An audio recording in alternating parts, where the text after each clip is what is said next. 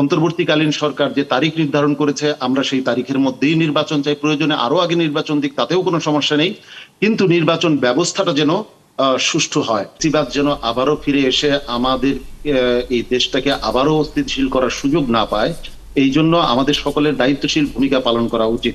নির্বাচন যদি আগের প্রক্রিয়াতেই হয় তাহলে আমরা তো আগের মতোই রেজাল্ট পাবো। শুরুতেই শাহ ইফতেখার তারিক, আপনার কাছে আমার প্রশ্ন,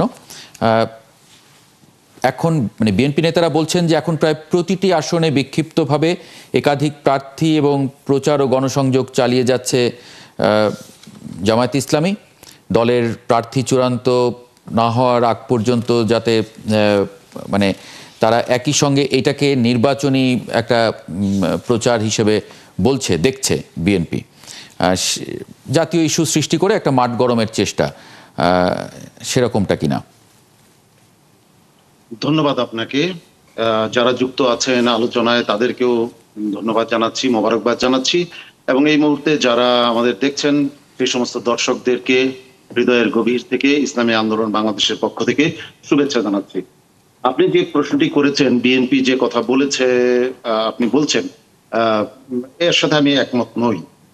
কারণ হচ্ছে যে আমরা সুস্পষ্টভাবে কয়েকটি বিষয় উত্থাপন করেছি, তার মধ্যে আছে জুলাই সনদের আইনি ভিত্তি এটাকে নিশ্চিত করা এবং তার ভিত্তিতে নির্বাচনে যাওয়া, সেই নির্বাচন পিআর পদ্ধতিতে হওয়া এবং লেভেল প্লেইং ফিল্ড এটাকে নিশ্চিত করা ইত্যাদি দাবিতে আমরা জনগণের কাছে যাচ্ছি।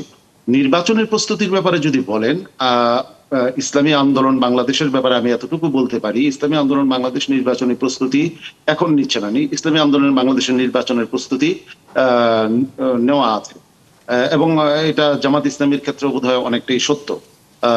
তো আপনি যে প্রসঙ্গটি উত্থাপন করেছেন তার সাথে আমি একমত নই। আমরা যে বিষয়ে খুব উদ্বিগ্ন সেটা হচ্ছে দেশের সামগ্রিক অবস্থা ভালো না। বিভিন্ন জায়গায় শক্তি প্রয়োগের যে মহড়া চলছে, এই মহড়ার মধ্যে একটি সুষ্ঠু জাতীয় নির্বাচন কিভাবে হতে পারে এই বিষয়ে আমরা সন্দিহান। এর মানে এই নয় যে আমরা এই মহড়া কারা চালাচ্ছে, মানে এই মহড়াটা কারা চালাচ্ছে, এই মহড়া কারা চালাচ্ছে এটা জনগণ দেখতে পাচ্ছে। আমি সুনির্দিষ্টভাবে এখানে উল্লেখ করা প্রয়োজন মনে করছি না। তো অন্তর্বর্তীকালীন সরকার যে তারিখ নির্ধারণ করেছে আমরা সেই তারিখের মধ্যেই নির্বাচন চাই, প্রয়োজনে আরো আগে নির্বাচন দিক, তাতেও কোনো সমস্যা নেই, কিন্তু নির্বাচন ব্যবস্থাটা যেন সুষ্ঠু হয়। আমরা তো বিগত সময়ে অনেকগুলো নির্বাচন দেখেছি এবং আমাদের দেশের রাজনৈতিক অস্থিতিশীলতার পেছনের কারণগুলি ছিল এই নির্বাচন। নির্বাচনের মধ্য দিয়ে সংখ্যাগরিষ্ঠতা পেয়ে সংসদে যাওয়ার পরও কি সংসদ স্থায়ী হয়েছে? সংসদ কি কার্যকর হয়েছে? সংসদ থেকে পদত্যাগ করতে দেখেছি, বিভিন্ন রকমের সমস্যা দেখেছি। মানে সমস্ত রাজনৈতিক কর্মসূচি চলে এসেছে রাজপথে। আমরা তো চাই এটা সংসদে ভেতরে থাকুক, দেশ গঠনের কাজটা সংসদের ভেতরে হোক। এই জন্য আমরা নির্বাচনী ব্যবস্থা, নির্বাচন সবাই চাইছেন, কিন্তু মানে প্রক্রিয়াটা নিয়ে আপনাদের আপত্তি।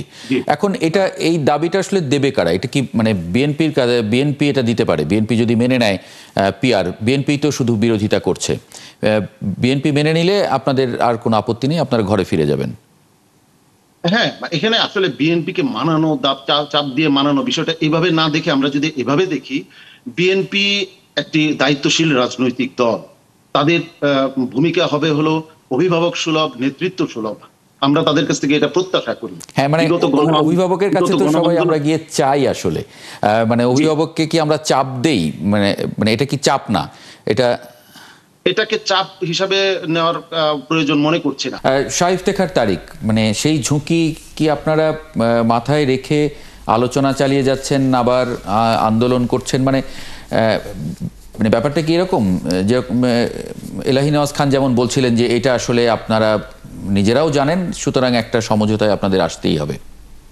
আমি বিশিষ্ট সাংবাদিক এলাহি নেওয়াজ খান, ওনার অভিজ্ঞতা লব্ধ যে বক্তব্যটা শুনলাম চমৎকার লাগলো। উনি ঠিকই বলেছেন, এখানে একটা সমঝোতায় আসা উচিত।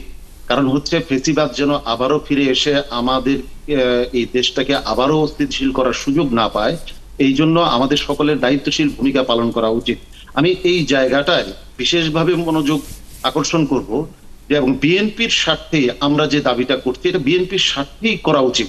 পিআর হলে তারা তাদের যে 31 দফা সংস্কার কর্মসূচি তারা ঘোষণা করেছিলেন, তার মধ্যে আছে জাতীয় সরকার গঠনের কথা।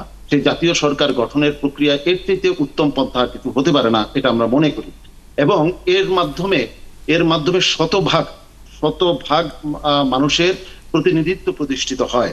এখানে আমি একটা বিশেষ দিকে ইঙ্গিত করতে চাই যে 31% ভোট বা 40% ভোট পেয়ে যারা শতভাগ পাওয়ার এক্সারসাইজ করেন, তারা অবধারিতভাবে ফ্যাসিবাদের দিকে হাঁটতে থাকেন। এবং দেখেন, জাতীয় ঐকমত্য কমিশনে আমরা যে বিষয়গুলিকে বিশেষ গুরুত্ব দিয়েছিলাম, যেগুলি রাষ্ট্র সংস্কারের জন্য, রাষ্ট্র মেরামতের জন্য গণ অভ্যুত্থানকারীরা যে দাবিগুলো দেয়ালে দেয়ালে লিখেছিল, রাষ্ট্র সংস্কার চাই, সেই রাষ্ট্র সংস্কারের জন্য যে মৌলিক যতগুলি পয়েন্ট, সবগুলি পয়েন্টে কিন্তু বিএনপি নোট অফ ডিসেন্ট দিয়েছে। এবং তারা বলছেন যে এটা তারা সংসদে গিয়ে তারা যদি ক্ষমতায় যান তখন তারা এগুলি বাস্তবায়নের জন্য 2 বছরের মধ্যে চেষ্টা করবেন। অতএব এটা কিন্তু অনেকটা আমাদের কাছে, আবার তাদের মধ্যেই অনেক নেতৃবৃন্দ বলছেন যে এইসব তারা ছুঁড়ে ফেলে দিবেন। তো আমরা আসলে দুশ্চিন্তায় আছি যে এত রক্তপাতের পর, মানে এটা তাহলে একটা ত্যাগের পর, মানে অবিশ্বাসের জায়গা থেকে এরকম হচ্ছে। একটু এবিএম মোশাররফ হোসেনের কাছে আসবো, একটা ছোট্ট বিরতি নেব, আমাকে একটা বিরতি নিতে হচ্ছে। একটা বাক্য শুধু বলি, নির্বাচন যদি আগের প্রক্রিয়াতেই হয় তাহলে আমরা তো আগের মতোই রেজাল্ট পাবো।